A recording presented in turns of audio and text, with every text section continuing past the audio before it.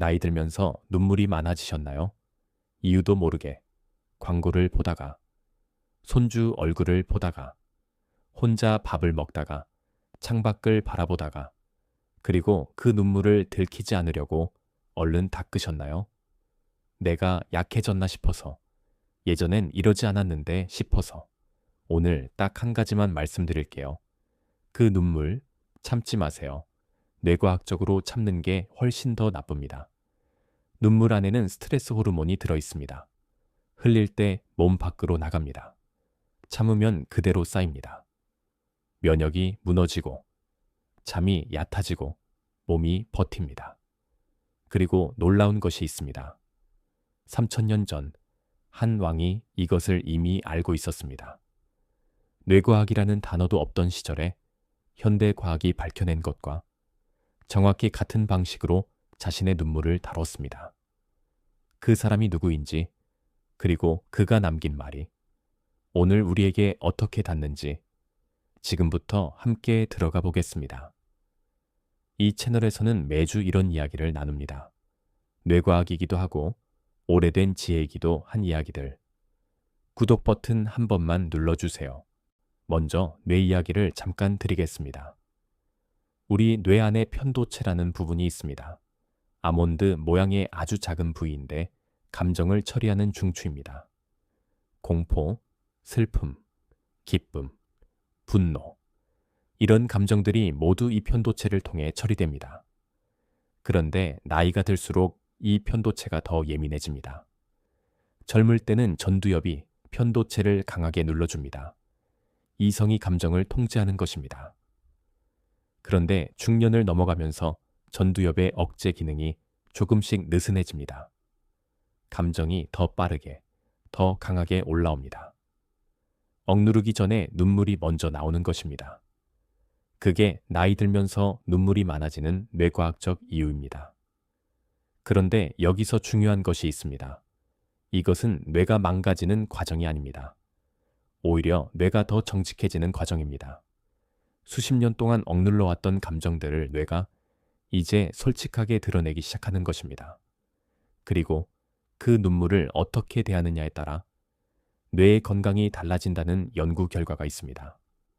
수천 년 전 이것을 이미 알고 있었던 사람이 있었습니다. 그의 이름은 다윗이었습니다. 다윗은 왕이었습니다. 전쟁을 이겼고 나라를 세웠고 역사에 이름을 남긴 사람입니다. 그런데 그가 직접 남긴 기록을 읽어보면 놀라운 것이 보입니다. 그는 자신의 눈물을 숨기지 않았습니다. 기록했습니다. 그것도 아주 구체적으로. 시편 6편 6절입니다. 내가 탄식함으로 피곤하여 밤마다 눈물로 내 침상을 띄우며 내 요를 적시나이다. 밤마다 눈물이 났다는 겁니다. 침상을 띄울 만큼. 현대 뇌과학의 언어로 말하면 편도체가 밤새 활성화된 상태였던 겁니다. 감정이 억제되지 않고 그대로 표출되는 상태. 그런데 다윗은 그것을 부끄럽다고 하지 않았습니다. 숨기려 하지 않았습니다. 오히려 이렇게 썼습니다. 시편 56편 8절입니다. 나의 유리함을 주께서 계수하셨으니 나의 눈물을 주의 병에 담으소서. 내 눈물을 병에 담아달라는 말입니다. 흘려버릴 것이 아니라 소중히 보존해 달라는 겁니다. 눈물을 수치스러운 것이 아니라 값진 것으로 보는 시각입니다. 여기서 뇌과학 이야기를 하나 더 드리겠습니다. 눈물에는 두 종류가 있습니다. 먼지가 들어갔을 때 나오는 반사 눈물과 감정이 북받칠 때 나오는 감정 눈물입니다. 그런데 이 두 눈물의 성분이 다릅니다. 감정 눈물에는 스트레스 호르몬인 코르티솔이 포함되어 있습니다. 눈물을 흘릴 때 뇌 안에 쌓인 스트레스 호르몬이 몸 밖으로 실제로 빠져나갑니다. 눈물은 뇌의 배출구입니다. 그래서 울고 나면 개운한 겁니다. 그냥 기분이 그런 게 아닙니다. 실제로 스트레스 호르몬이 줄어들었기 때문입니다. 뇌가 가벼워진 것입니다. 반대로 눈물을 억누르면 어떻게 될까요? 코르티솔이 몸 안에 그대로 쌓입니다. 단기적으로는 아무 문제 없어 보이지만 장기적으로 코르티솔이 과도하게 쌓이면 면역 기능이 떨어지고 수면의 질이 낮아지고 심혈관에도 부담이 됩니다. 눈물을 참는 것이 뇌와 몸에 더 나쁜 이유입니다. 다윗은 이것을 몰랐을 겁니다. 코르티솔이라는 단어도 몰랐을 겁니다. 그런데 그는 본능적으로, 아니, 어떤 깊은 지혜로 눈물을 막지 않았습니다. 또 하나, 시편 30편 5절입니다. 저녁에는 울음이 깃들일지라도 아침에는 기쁨이 오리로다. 이것이 그냥 위로의 말처럼 들리실 수 있습니다. 그런데 뇌과학적으로 읽으면 아주 정확한 말입니다.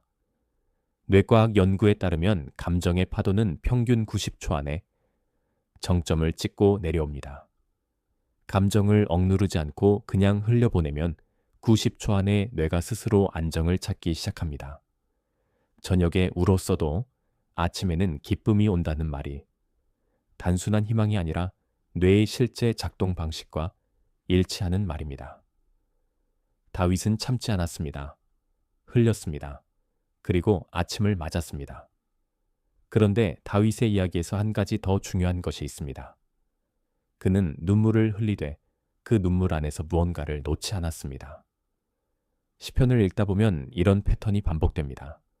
감정을 쏟아낸다. 그리고 다시 중심을 잡는다. 무너진다. 그리고 다시 일어선다. 이것이 현대 심리학에서 말하는 감정 조절의 가장 건강한 패턴과 정확히 같습니다. 억누르는 것이 강한 게 아닙니다. 흘리고 다시 일어서는 것이 진짜 강한 겁니다. 다윗은 그것을 평생 반복했습니다. 그리고 역사는 그를 위대한 왕으로 기억합니다. 울지 않은 왕이 아니라 울면서도 자리를 지킨 왕으로. 이 부분에서 한 사람의 이야기를 나눠드리고 싶습니다. C.S. 루이스라는 사람입니다. 20세기 영국을 대표하는 작가이자 사상가입니다. 나니아 연대기. 이로 알고 계신 분들도 있으실 겁니다. 그는 평생 이성적인 사람이었습니다.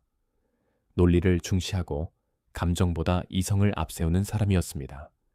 그런데 그가 50대에 아내를 잃었습니다. 50이 넘어서 처음 사랑을 만났고 몇 년 만에 그 사람을 암으로 떠나보냈습니다. 그 후 그는 자신의 슬픔을 기록으로 남겼습니다. 그 기록이 헤아려 본 슬픔이라는 책입니다. 그 책에서 루이스는 이렇게 고백합니다. 처음에는 슬픔을 억누르려 했다고, 이성적으로 극복하려 했다고, 그런데 억누를수록 슬픔이 더 깊어지는 것을 느꼈다고, 그러다 어느 순간 억누르는 것을 멈추고 그 슬픔 안으로 그냥 들어갔다고, 그랬을 때 비로소 무언가가 달라지기 시작했다고. 그가 남긴 말 중에 이런 말이 있습니다. 우리는 기쁨을 원한다고 말하지만 사실 우리가 가장 살아있다고 느끼는 순간은 눈물조차 아름다운 그 순간들입니다. 눈물이 흐를 수 있다는 것은 아직 살아있다는 가장 확실한 증거입니다. 이 말이 참 오래 마음에 남았습니다. 눈물이 흐른다는 것은 뇌가 살아서 반응하고 있다는 뜻입니다. 감정이 살아있다는 뜻입니다. 소중한 것을 소중하다고 느낄 수 있다는 뜻입니다. 아름다운 것을 아름답다고 느낄 수 있다는 뜻입니다. 뇌과학은 눈물이 스트레스 호르몬을 배출한다고 말합니다. 루이스는 눈물이 살아있다는 증거라고 말합니다. 다윗은 그 눈물을 병에 담아달라고 했습니다. 3000년의 시간을 가로질러 같은 말을 하고 있습니다. 눈물은 부끄러운 것이 아닙니다. 눈물은 당신이 깊이 살고 있다는 증거입니다. 오늘 이야기를 여기까지 들어주셔서 감사합니다. 지금 이 영상을 보고 계신 분들 중에 최근에 이유 없이 눈물이 나셔서 스스로 당황하셨던 분들이 계실 겁니다. 눈물을 들키지 않으려고 고개를 돌리셨던 분들, 내가 약해진 건가 싶어서 걱정하셨던 분들, 오늘 이 이야기를 통해 한 가지만 가져가셨으면 합니다. 눈물이 자주 난다고 해서 뇌가 망가진 게 아닙니다. 감정이 무너진 게 아닙니다. 뇌과학은 말합니다. 눈물은 뇌가 스트레스를 처리하는 가장 효율적인 방식이라고. 억누를수록 뇌에 부담이 쌓이고 흘릴수록 뇌가 회복됩니다. 당신의 눈물은 뇌가 스스로를 치유하고 있는 과정입니다. 그리고 오늘 딱 한 가지만 해보세요. 눈물이 날 것 같은 순간 억누르는 대신 딱 90초만 그냥 두세요. 자리를 피하지 않아도 됩니다. 억지로 멈추려 하지 않아도 됩니다. 그냥 90초. 뇌과학 연구에 따르면 감정의 파도는 90초 안에 정점을 찍고 내려옵니다. 그 90초를 통과하면 뇌가 스스로 안정을 찾기 시작합니다. 참는 것이 아닙니다. 흘리고 통과하는 것입니다. 다윗이 그랬던 것처럼, 저녁에 울었어도 아침에 일어났던 것처럼, 그리고 눈물이 멈춘 뒤 마음속으로 한 번만 조용히 물어보세요. 나는 지금 무엇을 이토록 소중히 여기고 있는 걸까? 그 답이 보이는 순간 그 눈물이 전혀 다르게 느껴질 것입니다. 오늘 이야기가 마음에 닿으셨다면 지금 어떤 상황인지 댓글로 나눠주세요. 요즘 이유 없이 눈물이 나요. 90초 해봤어요. 이 한마디도 충분합니다. 여러분의 이야기가 다음 영상의 주제가 됩니다. 비슷한 마음으로 이 영상을 보고 있는 누군가에게 여러분의 댓글 한 줄이 생각보다 큰 위로가 됩니다. 오늘도 긴 시간 함께 해주셔서 감사합니다. 눈물이 난다는 건 당신의 뇌와 마음이 아직 살아서 반응하고 있다는 뜻입니다. 그 눈물, 부끄럽지 않습니다. 오히려 소중합니다. 다음 주에 또 뵙겠습니다.